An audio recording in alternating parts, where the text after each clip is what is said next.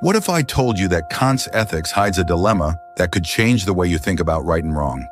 Yes, something so fundamental that most people, even philosophy students, overlook it. Stay with me, because what I'm about to reveal might just blow your mind. You see, Kant is famous for his categorical imperative, the idea that morality isn't about consequences, but about duty. But what if I told you that his early thoughts on morality were shaped by a much deeper, almost hidden struggle, one that involves God, free will, and a debate that shook the very foundations of philosophy? By the end of this episode, you'll understand a side of Kant that almost no one talks about.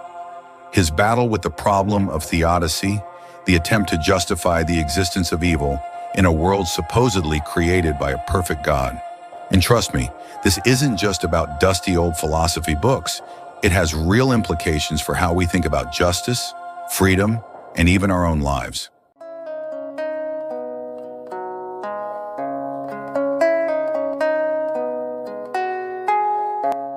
Have you ever wondered why bad things happen to good people? Why, if there is a moral order in the universe, injustice still seems to thrive? Kant struggled with these very questions long before he developed his famous moral system, and it was this struggle that led him to one of the most radical shifts in modern thought. So, let's rewind a bit and see how Kant's ethical revolution really began. To understand this, we need to go back to the 18th century, where a young Kant, still influenced by thinkers like Leibniz and Wolff, was wrestling with an age-old question. Can we really say that the world is morally just? And if not, what does that mean for our own freedom and responsibility?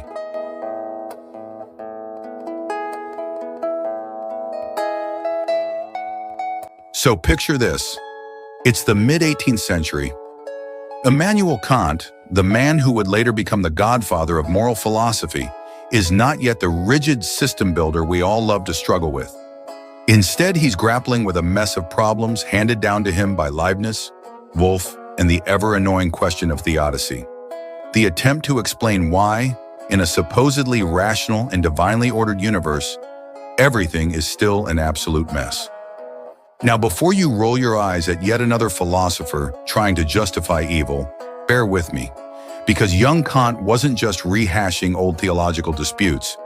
He was cooking up something revolutionary, something that would make morality independent of divine rewards, metaphysical gymnastics, and, dare I say, common sense. First, let's meet our villain, or hero, depending on your level of optimism, Gottfried Wilhelm Leibniz, the man who confidently assured us that we live in the best of all possible worlds. Yes, this world where diseases, wars, and philosophy department budget cuts exist. Leibniz, ever the cheerful mathematician, argued that God, being both good and all-powerful, wouldn't create a world that wasn't optimal. Any evil we see is just an unfortunate but necessary byproduct of the grand cosmic calculus. Now, young Kant, still influenced by Leibnizian optimism, initially tried to make sense of this. But the more he thought about it, the more he realized that something was off. If this is truly the best possible world, what does that say about God's standards? If evil is just a minor inconvenience in an otherwise perfect plan, should we just accept it and move on? And if morality is based on divine justice, why does virtue so often go unrewarded, while vice enjoys a beachfront property? And so, my friends, Kant did something radical. He decided to throw the whole theological scaffolding into the philosophical fireplace. He began to suspect that morality should not depend on some cosmic reward system, divine surveillance cameras, or celestial report cards. Instead, he proposed something far more terrifying, that humans should be moral for morality's sake. This was the birth of his practical metaphysics, a new way of thinking that didn't rely on God's judgment, but on our own ability to act rationally and autonomously. He started shifting away from the idea that moral order must align with divine providence, and instead laid the groundwork for what would become his famous concept of autonomy of the will.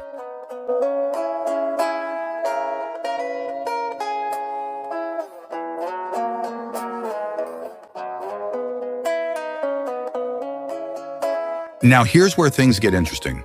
Around the 1760s, Kant stumbles upon the works of Jean-Jacques Rousseau, And let's just say, if Kant had been a social media influencer, he would have posted something like, "Just read Rousseau.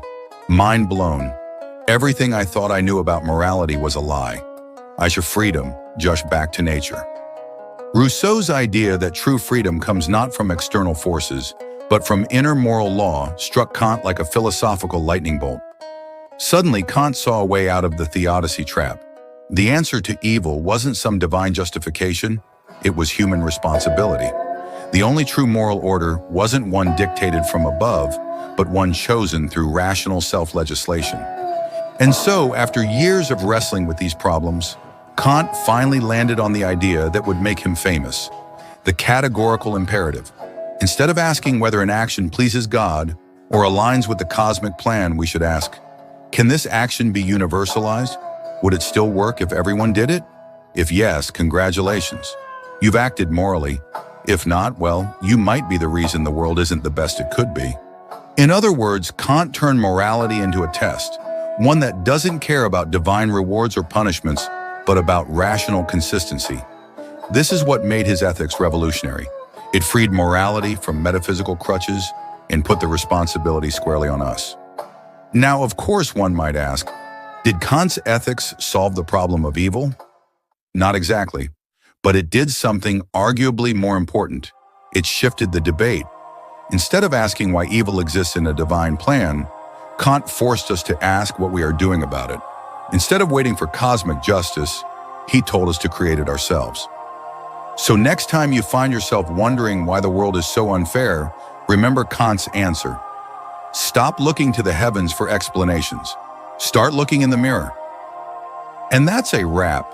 If this episode made you think, share it with a friend who still believes morality needs divine approval.